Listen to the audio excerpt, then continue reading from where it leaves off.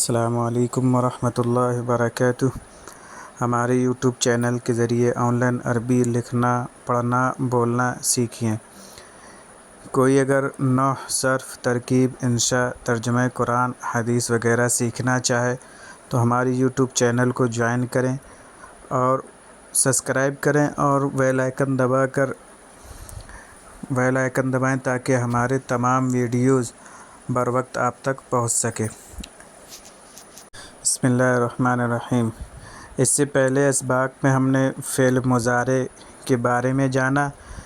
آج کے سبق میں ہم جانیں گے فعل امر کسے کہتے ہیں اور یہ کیسے بنایا جاتا ہے، اس کے بارے میں ہم جانیں گے اور مشق بھی کرائی جائے گی۔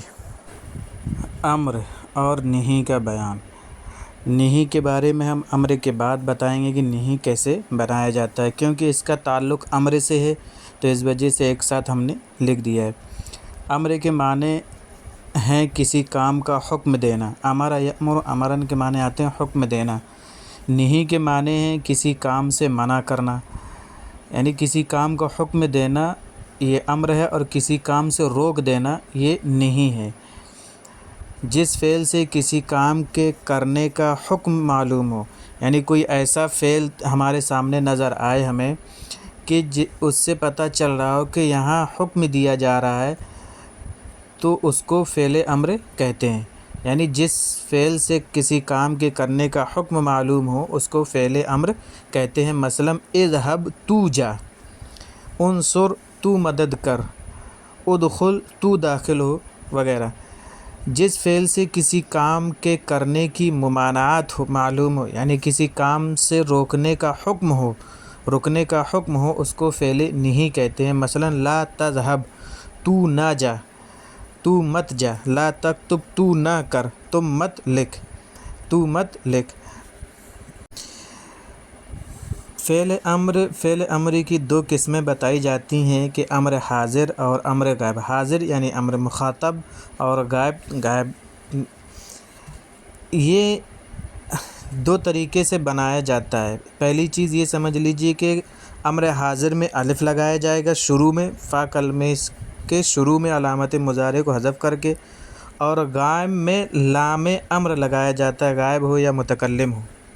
یعنی غائب میں فا کلمے سے پہلے لام لگائیں گے اور متکلم میں بھی فا کلمے سے پہلے لام لگائیں گے جو متکلم اور غائب کے صیغے ہوں گے۔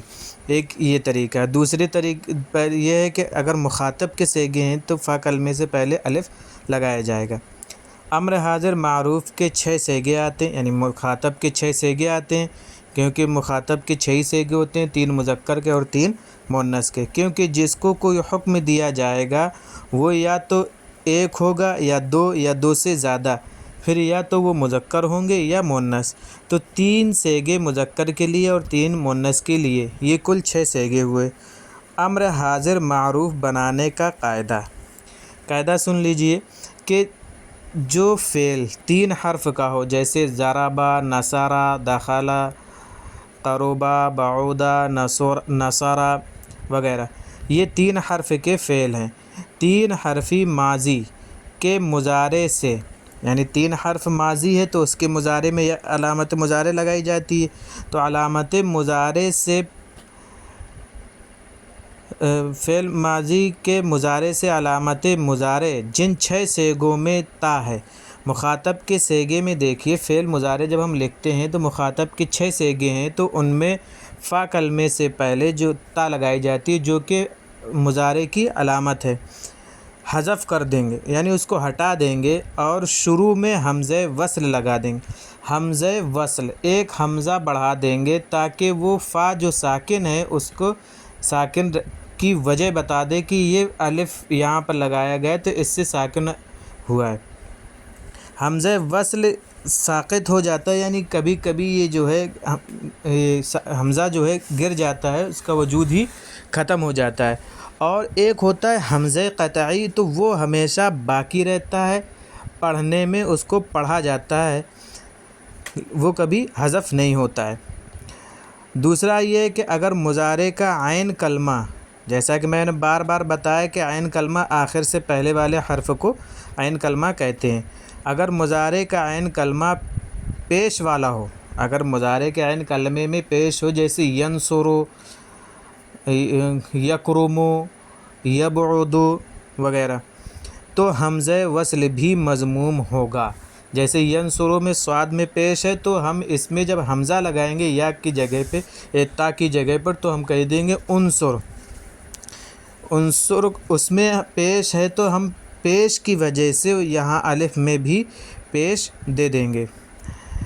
اور اگر عین کلمہ مکسور یا مفتوح ہو، یعنی اگر عین کلمے میں زیر یا زبر ہو تو حمزہ وصل مکسور ہوگا، یہاں زبر نہیں آئے گا۔ اگر عین کلمے میں زبر ہے تو الف میں زبر نہیں لایا جائے گا، اور اگر مکسور ہے تو پھر مکسور ہی آئے گا الف میں۔ تو پتہ یہ چلا کہ اگر عین کلمے میں پیش ہے تو جو ہم حمزہ وصل جو ہے ہم اس کا اضافہ کریں گے تو وہاں پیش دے دیں گے، اور اگر عین کلمہ میں زبر یا زیر ہے تو پھر ہم الف کو زیر دے دیں گے، تو اس سے ہمارا امر بن جائے گا۔ تیسرا قاعدہ ہے کہ آخری حرف لام کلمے کو جزم لگا دو، یعنی آخری حرف فعل کا جو آخری حرف ہوتا ہے جسے ہم لام کلمہ کہتے ہیں، اس کو ہم جزم دے دیں گے، سکون کر دیں گے۔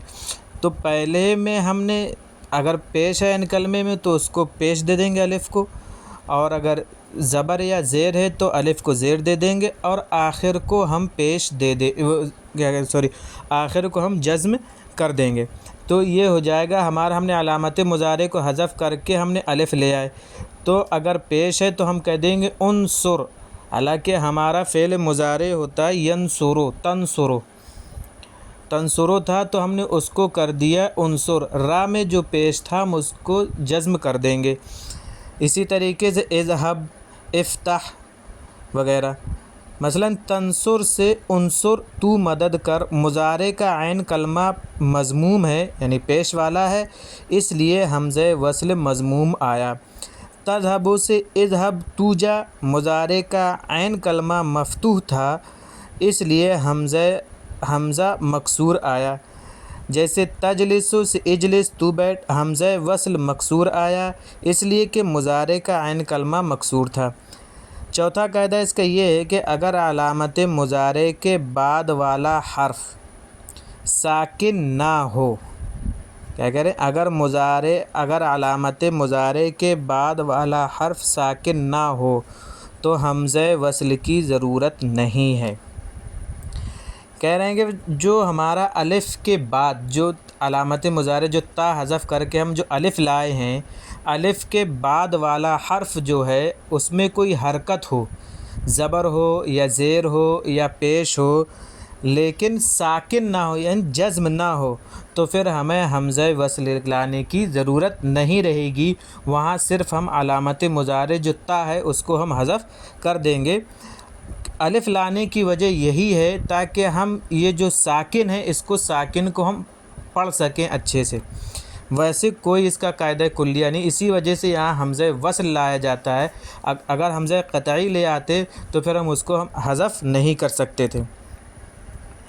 تو جیسے وعدہ یعدو ہے تو یعدو میں تعدو ہے، تعدو سے ہم عد کریں گے کیونکہ یہاں پر تا جو عین جو ہے یہ متحرک ہے۔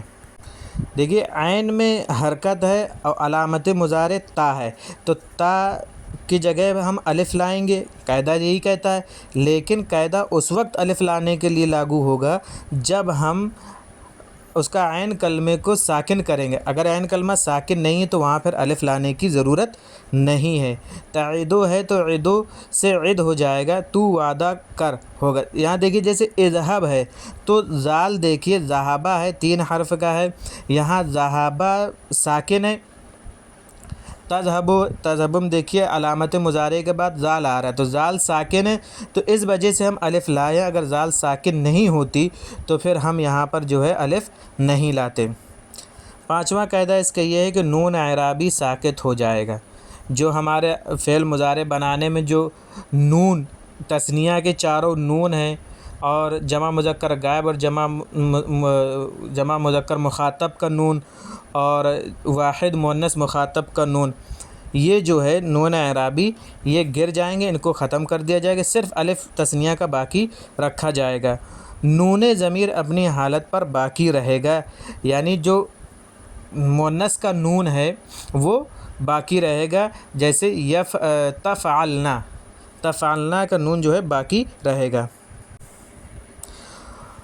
اور اگر آخر میں حرف علت ہو، یعنی الف تا الف واو یا، یہ حرف علت ہیں، جیسے انگلش میں واولس ہوتے ہیں ویسے ہی عربی میں حرف علت واولس نام جو ہوتے ہیں وہ حرف علت ہوتے ہیں۔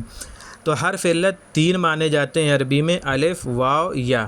تو وہی کہہ رہے ہیں اگر آخر میں حرف علت ہو تو وہ ساقط ہو جائے گا، یعنی وہ بھی ختم ہو جائے گا، کیوں؟ ساکن ہونے کی وجہ سے۔ جیسے تدعو ہے تو ادعو کریں گے، تو بلا، یہاں سے عین حرف علت کو گرا دیا گیا، کیونکہ حرف علت جو ہے ہلکی چیز ہوتی ہے، اس وجہ سے اس کو گرا دیتے ہیں۔ گردان امر حاضر معروف کی، جیسے افعل، یفعل، تفعل سے افعل، تفعلان سے افعلا، تفعلون سے افعلو، تفعلینا سے افعلی، اور تفعلان سے افعلا، اور تفعلنا سے افعلنا۔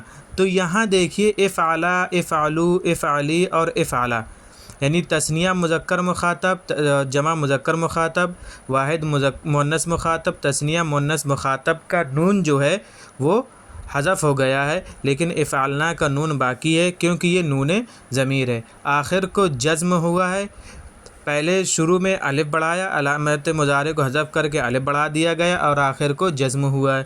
نون اعرابی ساکت ہو گیا ہے اور نون ضمیر جو ہے باقی رکھا ہے۔ تو یہ 6 صیغے ہیں امر حاضر کے، یعنی امر مخاطب کے۔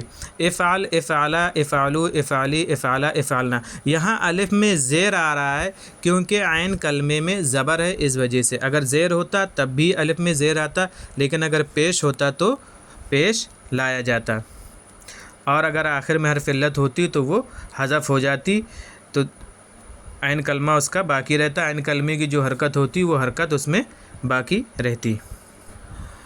یہ تم جان چکے ہو کہ اگر مضارع کا عین کلمہ مفتوح یا مکسور ہو تو حمزہ وصل مکسور لائیں گے، عین کلمے کی حرکت اپنی حالت پر رہے گی۔ اسی طرح اگر مضارع کا عین کلمہ مضموم ہو تو حمزہ وصل مضموم لائیں گے، عین کلمے کی حرکت اپنی حالت پر رہے گی۔ ذیل میں تینوں قسم کی مثالیں ہیں، ان سے پوری گردانیں کرو اور مع صیغے، یعنی صیغے اور معنی کے ساتھ لکھو، جیسے تذہب سے اذہب، تجلس سے اجلس، تنصر سے انصر۔ تو ان کی گردانیں کرنا ہے۔ مضارع کا عین کلمہ مفتوح اور مکسور ہے، اس لیے حمزہ وصل مکسور آیا۔ مضارع کا عین کلمہ مضموم ہے، اس لیے حمزہ وصل مضموم آیا۔ تو ان کی گردانیں اپنی کاپی پر لکھیے قاعدے کا لحاظ رکھتے ہوئے۔ یہ جو لفظ لکھے ہوئے ہیں ان کے صیغے اور معنی بتائیں قاعدے کا لحاظ رکھتے ہوئے، اور یہ عربی لکھیں کاپی پر، معنی و صیغے حرکات بھی، یعنی حرکت بھی لگائیں۔ تم سب عورتیں جاؤ، تم سب آدمی مدد کرو، تو ایک عورت جا، تم 2 آدمی بیٹھو، تم سب عورتیں مدد کرو، تو ایک عورت بیٹھ، تم سب عورتیں کرو، تم سب مرد بیٹھو، تم سب کرو، تم 2 عورتیں جاؤ، تم 2 عورتیں مدد کرو، تم 2 آدمی مدد کرو۔ ان کی عربی بنانا ہے، اور اوپر والے جو ہیں انصرنا، اجلسنا، افعلنا، افعلو، انصری، افعلا، اجلسا، انصرو، اجلسی، اجلسو، انصرا، انصر، ان کی جو ہے معنی اور صیغے بتانا ہے۔ ان افعال سے امر حاضر معروف کی پوری گردانیں کاپی پر معنی و صیغوں کے لکھو، حرکات بھی لگاؤ۔ یعمل، یرکب، یعرف، یغسل، یدخل، یکتب۔ صیغے اور معنی بتاؤ، حرکات کا خیال رکھ کر پڑھو، یعنی اس میں حرکتیں بھی لگانا ہے، زبر زیر پیش لگانا ہے، اور صیغے اور معنی بھی بتانا ہے۔ اور یہ جو لفظ دیے ہیں گردان کرنے کے لیے، تو اس میں قاعدے کا لحاظ رکھتے ہوئے ان کی گردانیں کرنا ہے کہ کہاں الف آئے گا، اور الف میں زیر آئے گا یا زبر آئے گا یا پیش آئے گا، زیر آئے گا یا پیش آئے گا، اس کا بھی لحاظ رکھتے ہوئے ان کی گردانیں کریں۔